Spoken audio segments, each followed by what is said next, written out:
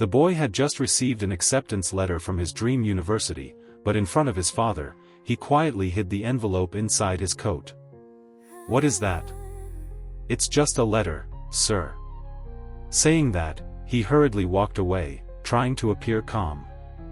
This unusual behavior gave the father a feeling that something was wrong. He quickly chased after him and asked, "Hey Win, were you accepted into Yale?" "Yes, sir." Hearing this, the father smiled with satisfaction and hugged his son tightly. But immediately after, the boy said, "I won't go, father." What? You won't go? Entering university was the boy's dream and the pride of the entire family. But Win knew that this land of ice and snow was where he belonged. Born into poverty, it seemed he was destined not to reach those wide-open horizons out there. Just the tuition fee alone was enough to drive them into destitution. However, the father told Win, "Don't worry about tuition, don't worry about money, son. When you need it, it will appear. I promise." To get money for his son's education, the father decided to join the dog sled race in Canada. This race had a prize of up to $10,000. But Win's mother and uncle both opposed it because the route of this harsh race was over 800 kilometers long. Given his current age and health, he would surely die along the way. After careful consideration, he had to shelve that wishful dream, working diligently with Win every day to cut more wood and build more furniture. Though it was hard labor, it was at least enough to cover the tuition for his son. Then disaster struck, shattering the inherent peace. On the way back, the father slipped and fell into the freezing glacial river, pinned down by the sled. Win risked his life running to him, trying to pull his father up with the pack of dogs. "I'm here, Dad, don't let go." "Win, go back." Seeing his son refusing to let go, the father used his last bit of strength to cut the rope. "No, no. Don't cut it, Dad." Before the power of nature, life is truly fragile and short. We never know if tomorrow or disaster will arrive first. We think time is long, not expecting life to be so impermanent. We think parting happens at the end of the horizon, not expecting it to strike unexpectedly without warning. Just on a normal morning like any other, someone stayed in yesterday forever. Win was in extreme pain over his father's passing. At night, he went to the dog kennel, hoping to find some comfort. "It's just us now, Gus. Why didn't you pull him up?" "Why? You were his dog, you had so many companions." The boy and the dog blamed each other as if that was the only way to release the grief in their hearts. Gus was the lead dog, the father's favorite, and a champion of sled dog races, but he always looked down on the timid and weak Win. The uncle told Win that Gus only accepts one master. Only when he respects you will he listen to you. But before Win could earn Gus's respect, his mother discussed with his uncle about selling the dog to pay the debt from the violated timber contract and to keep the farm that 3 generations had worked hard to build. Win firmly opposed it. "You can't do that, Mom. We can only sell Gus. Gus is Dad's dog. I am his son. He wanted to provide for my education because it was important to me. Maybe it's not important anymore. Maybe it never was. That damn dream took Dad's life, and now it wants to take the dog Dad loved most. If that's the price, then I'd rather not go to university." He lay in bed, tossing and turning, sleepless, lost in his thoughts. He wanted to share the burden with his family and wanted to go to school, but more than anything, he wanted to keep his father's dog, Gus. His thoughts were as tangled as the falling snow outside. The next morning, a warm ray of sunlight shone on Win's face. At that moment, a flyer for the sled dog race flashed like a light. He suddenly found a direction for himself. The $10,000 prize would help the family pay off debts, cover tuition, and more importantly, he could keep Gus. Win excitedly found his mother, saying that this $10,000 could solve all their problems. But that beautiful wish was met with firm opposition. The mother had just lost her husband, she didn't want to lose her son too. She turned away, not wanting to say another word. Win had to go to Uncle Ned, Uncle N. But his uncle's attitude was exactly like his mother's. Even your father couldn't win the race, let alone you. But Win said, since Dad died, my life has been sunk in darkness. Surviving day to day is hard, let alone dreaming. But when I saw this flyer, I felt revived, like I saw hope again. Uncle Ned still didn't agree. There's only 1 month left until the race. You don't have enough time to prepare. Rejected again, Win turned to beg his mother. I want to feel life. I want to feel the sensation of Dad being alive. Feel it from the bottom of my heart. But I can't. Dad should have run this race for me. Now, let me do it for him. Looking at her son's sincere and determined eyes, she seemed to waver. Late at night, she went to Ned and asked if Win truly had a chance to win. Uncle Ned said nothing. Only at dawn, when Win was still fast asleep, the uncle dragged him out of the house. Training began. Enduring the freezing winds was a mandatory lesson to finish the race. Persevering with the motto, diligence makes up for intelligence, was the best shortcut to victory. For the first few days, you can sleep 5 hours. Then 4 hours. Then 3. Then 2. On the last day, you don't sleep. You only run. To defeat strong opponents, you must sacrifice sleep. You must embrace the night, run in the moonlight. You must learn to focus, learn to persist, learn to be strong. You must overcome hardships while keeping your original goal firm. You must defy the blizzard and move forward. You must cross mountains and chase miracles. You don't have the strength and experience of your rivals, you only have reckless determination, ceaseless effort, and a resilient will to protect your dream and the farm. A month of arduous training quickly ended. Win was about to board the train to leave his hometown. Before leaving, his mother advised him. You don't need to risk your life in the race, but you must come back alive. The girl Win secretly had a crush on gave him a wool hat to withstand the cold. His uncle, cold on the outside but warm on the inside, gave him a special whistle that could blow his father's melody, a melody that could control the stubborn dog, Gus. Then the uncle encouraged Win. Your father will always be with you. He lives in your dreams. The train whistle blew. Win, carrying his dream and hope, officially stepped into an unknown journey. This was the first time he had left home.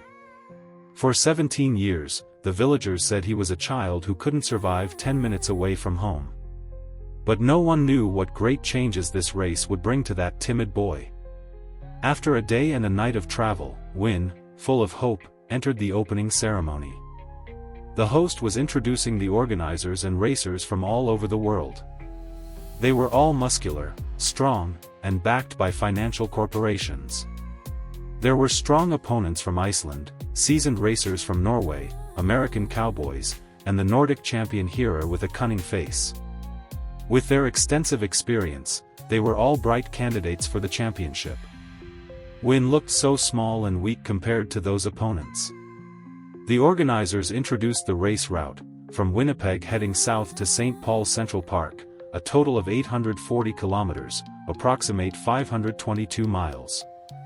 Whoever reached the finish line first would win. At this moment, Win suddenly spoke up. I sent my application and fee.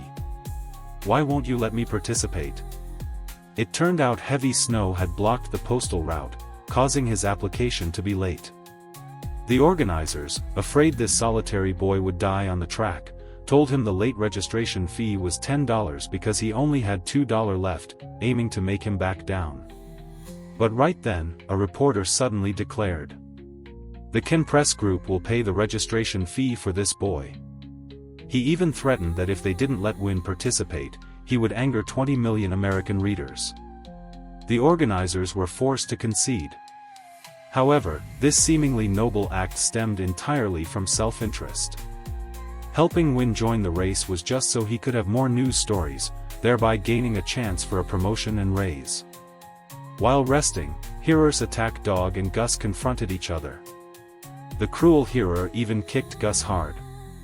The feud between the two was set. Hearer also used threatening words against Win. Luckily, an American racer stepped in to intervene, so the situation didn't become serious, but seeds of hatred silently sprouted in Win's heart. Elsewhere, 3 tycoons from the organizing committee were sipping wine and placing bets. They bet that Win wouldn't last a day, nor would he reach the Hart slope. The next day, the starting gun fired. The grandest dog sled race in history officially began.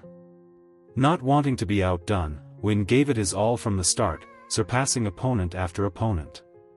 That resilient figure exuded the vitality of youth. When the organizers' private train caught up with the racers, they watched closely. Seeing Win, who wasn't highly rated, actually leading, everyone was surprised. Reporter Can was overjoyed. This news-generating machine could help him sit in the editor-in-chief's chair of the newspaper. Not long after, Win was the first to reach the race's first challenge, the Hart slope. Lacking experience, he could only step by step pull the dog pack and the heavy sled up the slope. When he reached the top, he was gasping for breath, but looking back, he realized he had just wasted energy paving the way for his opponents. "You paved the way for us, young man. You truly are a pioneer." Though frustrated, Win had to continue, chasing after the others. On the downhill section, moving became much easier. He no longer breathed as heavily as going uphill. But these seemingly smooth paths often hid dangers. One racer had a horrific accident and couldn't continue. Luckily, he survived. In another development, Win's American compatriot wasn't so lucky. The cruel Hearer not only whipped his dogs but also repeatedly kicked the compatriot's sled. Distracted, the man almost crashed into a tree blocking the front. Though he avoided it, the sled lost balance. Extreme pain forced him to let go, rolling down the slope with increasing speed. He crashed into a large tree by the road. With a broken spine, the cowboy had to give up. Gus refusing to listen also caused Win to crash into this compatriot's sled. "Gus, stop. We have to finish the race. Why can't you cooperate with me?" This accident caused Win to fall behind. When he reached the rest station, the other racers were fast asleep. But with the "diligence makes up for intelligence" strategy, on the first night, Win slept only 5 hours then hurriedly woke up. He not only shortened his sleep but also skipped building a fire to cook. His energy for the journey relied on the fruitcakes his mother made. This inspired reporter Can. The next day, an article appeared about the American boy carrying his mother's homemade cakes and sincere American ideals to challenge nature, racing against time. And the protagonist of the article, Win, encountered the second challenge. Here, a river was covered by thin ice. The moment his father fell into the cold glacial river kept appearing in his mind. Unable to overcome his fear, he decided to take a detour. This made the distance much longer than expected. By nightfall, he still hadn't made it out of the mountainous area. Exhausted, he decided to rest on the spot. But he overslept and wouldn't wake up. Seeing this, Gus led the faithful pack of dogs to continue the journey. When they reached the rest station, it was late at night, but Gus's intelligent action saved Win's life. "I overslept, didn't I? If it weren't for you, I would have died." Seeing no one come out to welcome them, Gus barked loudly across the yard. Reporter Can was the first to wake up due to the barking. People poured out to ask about the boy's condition. Can hurriedly took out his camera to record these dramatic images. Then they helped the exhausted Win into the room to rest. Seeing Win so stubborn, Hearer used psychological tricks. "Your mom must be very worried about you, kid. You miss your mom and your dad too, right?" Undeniably, these words shook Win. But the responsibility on his shoulders and the future seemed heavier than homesickness. The hope for the dream and the expectation of the farm kept Win from returning empty-handed. So, the next morning, he quietly set off early. All the longing had now turned into motivation for him to move forward. Reporter Can's passionate article was pushed to the back page. So, to find more news, he sent someone to Winn's hometown to gather information. After a night of rest, Winn regained his vitality. Crossing a small hillside, he discovered the Icelander sleeping soundly in the distance. His condition was terrible, with a high fever and weak breath. But in this dire situation, the Icelander didn't ask for help. Instead, he told Winn to take his dogs and continue the race. Despite the -30°C weather, Winn's kind heart and enthusiasm didn't cool down. He helped the opponent onto his sled, put the race aside, and headed toward the railroad tracks. But he accidentally dropped the whistle that controlled Gus. While Winn sacrificed his advantage to save someone, the cruel hero played dirty tricks on the Swiss compatriot. After Winn flagged down the organizer's train, he returned to the racetrack. When the weak Icelander mentioned the name Winn, everyone admired the boy. If Winn had ignored him, he would surely be leading the pack. Winn's nobility and kindness moved the tycoon John Hub deeply. But Angus, another tycoon, didn't like Winn because Winn had passed the Hart Slope, causing him to lose $1,000. Speculating that Winn had spent a lot of energy saving the man, Angus, who didn't trust Winn from the start, immediately raised the stakes. "I bet $5,000 he won't reach St. Paul. I'll take that bet." After resting to recover, Winn realized the whistle was lost. No matter how he called, Gus wouldn't budge. With no other choice, Winn tried whistling with his mouth, creating his father's melody. The familiar sound immediately guided the dogs. The race had been going on for 4 days and 4 nights. Reporter Can focused on reporting Winn's noble actions. Finally, his article made the front page. He called Winn the Iron Will, Steel Boy, and bestowed upon him the title of National Hero.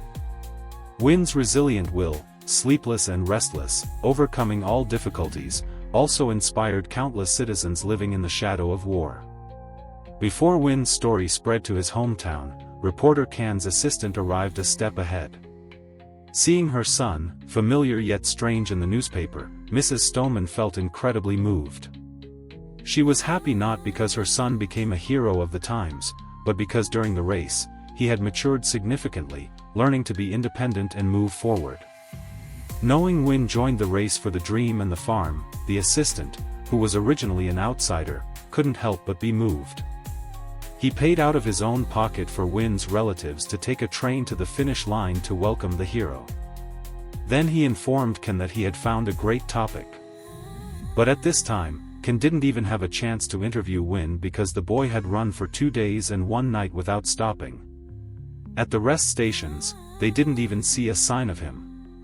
At the same time, Hub offered to share half the betting money with Winn's mother, but was refused. "It's your money, do what you want. Don't teach me how to spend it." Although appearing indifferent and calm on the outside, Angus was actually panicked and hatched an evil plan. That night, he found Hearer and demanded he catch up to Winn at all costs, promising a generous reward. For profit, the next day Hearer followed the tracks, caught up to Winn, and released his attack dog. Winn felt uneasy, but by the time he realized it, it was too late. Gus and the other dog lunged at each other, tearing away. Bound by the harness, Gus had almost no strength to resist. Hearer smiled smugly watching Gus whimper weakly.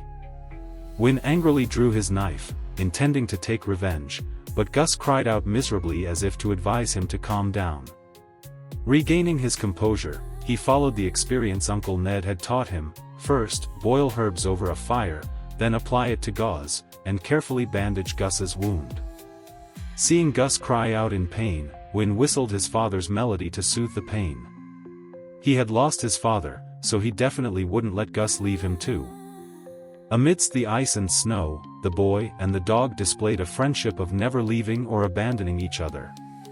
That night, Winn stormed into the rest station and punched Hearer straight in the face. The feud between them was finally settled. During the brawl, hearer pulled out a knife. "You want to fight? Looks like you really want to fight. What's wrong, kid? Scared? I'm not scared of you. I'll kill you. If you dare come near me and my team again, I will kill you immediately." After uttering the threat, Win dragged his feet away with a body full of injuries. "Win. Good to see you. I was worried about you. This punch is because you used my family and me to sell your damn newspapers, and for those photos that made my mom worry." Reporter Ken was confused, realizing the boy from years ago was different now. He was less innocent and had become stronger. After warning Ken, Win immediately went to take care of Gus. At this moment, he was no longer fierce as before, but instead showed gentleness and regret. Gus smelled a bad guy, turned around, and saw it was Angus who had sneaked in. The amount he bet against Win had increased to $10,000. Now he was in a dilemma. Seeing Win so resilient while the situation was dire, Angus took the opportunity to lure Win into quitting. He said, "You fought very bravely. We all admire your effort. But if you continue the race, you and your dog will be in mortal danger. If you stop here, I will reward you with $3,000. This $3,000 is enough to solve your family's immediate difficulties." While Win was hesitating, Gus suddenly growled angrily. "What is it? I didn't agree, did I?" Win didn't answer, simply quietly packed his things early the next morning, preparing to continue the race. There are things that need no reason and no explanation. Just hit the road and you will find the direction, just reach the finish and you will have the answer. After 3 hours of moving in the dark, Win finally awaited the sunrise and unexpected warmth. Passing a small town, he heard the national anthem sounding from afar. Getting closer, he realized the American immigrants there were holding a ceremony to welcome him. Seeing his image described as the Iron Will boy in the paper, he realized he had wrongly blamed reporter Ken. But at this moment, he couldn't stop, nor could he apologize. He could only bid farewell to his compatriots and continue on his way. At that time, 2 children in the crowd chased after him. They said they knew a shortcut, but that shortcut was a precipice that Win couldn't cross. Even though the kids said the lake usually froze, he didn't dare risk it. His father's accident haunted him like a nightmare. Fear urged him to take a detour via the railway bridge 2 miles away. Engrossed in the path, they didn't realize a pack of wolves was stalking them. When they discovered it, the train was right in front of them. Black smoke billowed and the sound of gears grinding screeched as if wanting to swallow them. Worse, Gus's harness got stuck in the gap of the tracks. Though they managed to untangle the rope and escape the tracks in the nick of time, the enthusiastic kids accidentally damaged Win's sled. That night, Win dragged his steps to the rest station for help. "I need a blacksmith. My sled is broken." Hearing this, everyone fell silent. It was hard to imagine what hardships this resilient boy had gone through. Stepping out the door, Win collapsed to the ground. Some say life is like a song because he has traveled through countless rivers and mountains. Others say life is no different from a river because he has tasted enough bitterness and sweetness. The boy who had tasted enough bitterness of life finally collapsed at this moment. Seeing this, reporter Ken gave Win a shoulder to lean on and found a blacksmith family for him. They repaired his sled and bandaged his wounds. But then Angus appeared again. He chased the blacksmith family out of their own house, then offered Win $5,000 to quit. But this time, Win didn't hesitate and refused immediately. Seeing he couldn't persuade Win, Angus intended to step up and threaten him. Just then, reporter Ken suddenly appeared. He warned Angus not to bother Win anymore, or he would put him on the front page. Now, he no longer cared about fame and profit as in the beginning. Win's iron will and kind heart had completely won his admiration. Exhausted, Win begged Ken to wake him up in an hour, but Ken firmly disagreed with this reckless, almost suicidal action. "Listen, kid, this is crazy. You'll kill yourself. You should sleep more. 2 hours, okay? Ken also knew the importance of this race to win, so he quietly sat beside him, staring at his watch. Tomorrow was the last day of the race. All the racers were restless.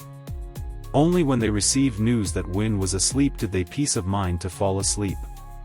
2 hours later, reporter Ken woke Win up on time. But when he woke up, the boy was cold all over, with no strength left, making it difficult even to stand. I'll go get a doctor for you. No need. Just restore blood circulation. You just need to help me. Just help me stand. There was only 1 day left to the finish line. Win couldn't let any incident hinder his progress because this race carried too many expectations: hope for the dream, the waiting of the farm, the longing of his relatives, the faith of his compatriots, the help of the children, the companionship of Gus, and the entrustment for maturity. All these things urged him to win. Therefore, he wanted to leave Gus at the rest station because only then would he have a chance to win. But Gus didn't agree. He used his bark to protest his master's decision. At this moment, he desperately wanted to accompany Win to the end of the journey. The image of affection between human and dog touched Ken's heart. This sincere affection was exactly what he had lost in the cold working environment. All right. We started together, so let's finish it together. He put Gus on the sled, and in the darkness, raised the melody signaling departure.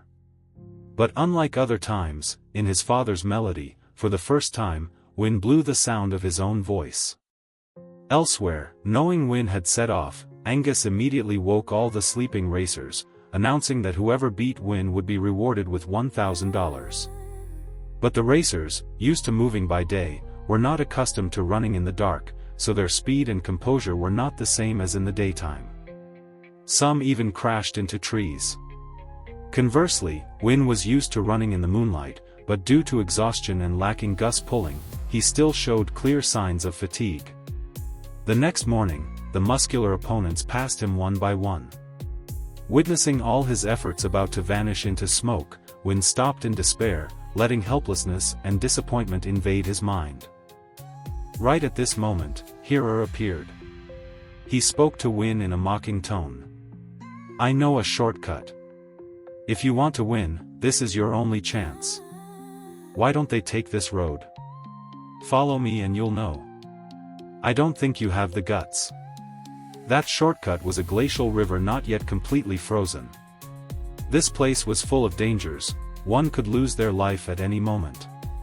But to win, one must be reckless. However, seeing the treacherous glacial river, the fear from a distant memory bound him tight. Just then, Gus suddenly barked loudly as if urging Win to overcome his fear and move forward. His father's words echoed in his mind, when you face fear, let faith guide you. Gus jumped off the sled, returned to his position, and signaled Win to bravely step past the past and look toward the future. Trust your dog. Trust yourself. Damn river, I will defeat you. Because victory was near, because Mom was waiting at the finish line, because of his late father, Win regained his spirit to fight the glacial river, which was also a battle against the deepest fear in his heart. Gus was badly injured but still tried to move forward, leading the pack to overcome the challenge together. In contrast, Hearer only knew how to whip continuously to force his dogs to run. This exhausted the sled dogs, and they couldn't move further. Seeing this, he flew into a rage, using cruel words and the whip even more harshly to punish them. He mistreated the pack until they couldn't take it anymore. Finally, he had to accept the consequence he caused himself. Win passed by and kindly fired 2 shots to save Hearer from being attacked by his own dogs. Under Gus's leadership, the dog team ran faster and faster. Just like that, turning the tide was not impossible. On the watchtower before the finish line, the observer saw the race leader, the Norwegian racer Kai, carry. This disappointed Mrs. Stoneman. But then, unexpectedly, Win suddenly appeared from the adjacent forest, leading Kai by half a kilometer. Everyone turned their eyes toward Win. That small figure was moving forward amidst the cheers of the crowd. Everyone kept clapping and cheering. The finish line was near, but Win was exhausted and couldn't continue. His energy was depleted, plus the long-distance travel left him with no strength to move forward. The crowd, cheering loudly, suddenly fell silent. Win tried to force himself up but was helpless. Just then, Uncle Ned whistled the familiar melody. Thousands of voices joined in, creating a song of hope, together giving strength to Win, helping him revive his iron will. Seeing the opponent gradually catching up, Win collapsed. But with the encouragement of Gus and everyone, he finally stood up. He tried to set the sled upright. Gus didn't wait for a command but decided to lunge forward. The pack of dogs united to pull Win up. Now, he had to complete his mission, creating a miracle for his youth. Finally, Win won spectacularly. He kept the farm and kept the dream. From now on, no one would call him a coward anymore. The boy from years ago had transformed, becoming the embodiment of an iron will. The young man stood at the turning point of life, looking back at the bumpy road he had passed. Now flowers were in full bloom. Looking ahead, the vague uncertainties had now vanished like smoke. Although the road ahead would not be smoother or straighter than the road past, I believe that Win, who has matured significantly, will no longer be afraid because he has unyielding resilience, the resounding sound of the sled, and the power of an iron will. I truly hope Win's story can inspire you because he is the epitome of us ordinary people. He didn't have the strength of muscular men, the experience of seasoned racers, nor the wisdom of wise men. Like most of us, he only had a fragile chance and a flickering hope in his heart, along with persistence and endurance. But that is enough. Just keep stepping forward, and eventually, there will be a moment when you overcome difficulties and reach success. The days when no one pays attention might just be the good time to reach for the peak. Flowers that silently grow in the dark will one day bloom with fragrance. The story ends here today. Thank you for watching the movie. How did you find this movie? Please comment down below. Please comment down below. Please comment down below.